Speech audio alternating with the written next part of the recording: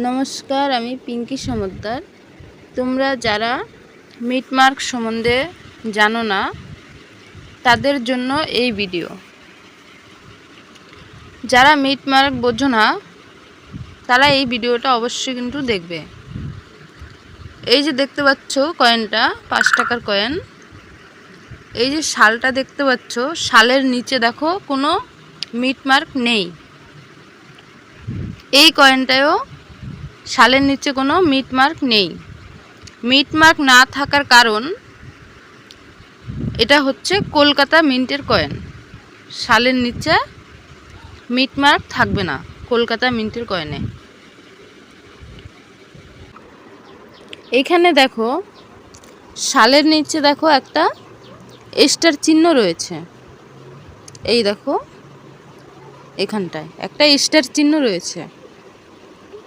এটা হচ্ছে Hyderabad mint. Hyderabad mint হলে এরকম শালের নিচে স্টার চিহ্ন থাকবে, তাকে বলে হায়দ্রাবাদ মিন্ট। এই কয়েনটায় দেখো শালের নিচে দেখো একটা পুট চিহ্ন রয়েছে। শালের নিচে ভালো করে লক্ষ্য করে দেখো, শালের নিচে একটা পুট চিহ্ন, পুট ডট রয়েছে। এরকম যদি দেখতে পাও তাহলে সেটা হবে নয়ডা মিন্টের কয়েন। যদি পুট চিহ্ন থাকে তাহলে নয়ডা মিন্টের কয়েন এটা। এবার চলো, এবার দেখো এই কয়েনটা, এটা হচ্ছে বোম্বে মিন্টের কয়েন।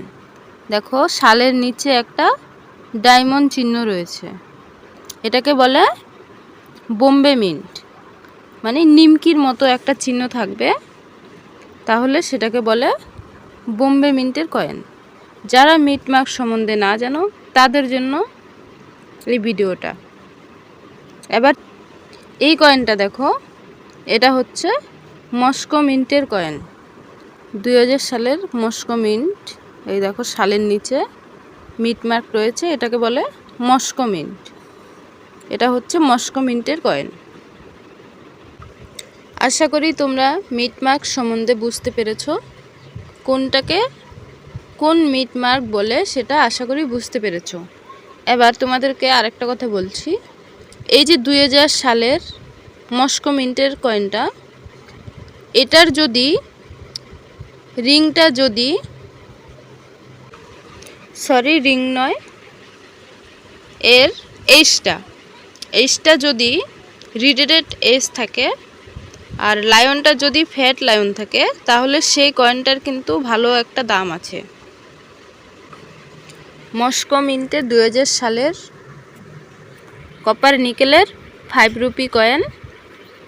এই কয়েনে রিডেড এজ এবং ফ্যাট লায়ন যদি হয়, সেই কয়েনটার দাম কম করে 15,000 টাকা দাম তোমরা পেয়ে যাবে, কম করে 15,000 টাকা।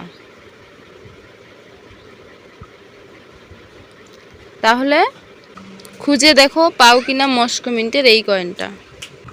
তাহলে আজকের ভিডিও এই পর্যন্ত। সবাই ভালো থাকবে, সুস্থ থাকবে। নমস্কার, আসছি পরের ভিডিওতে।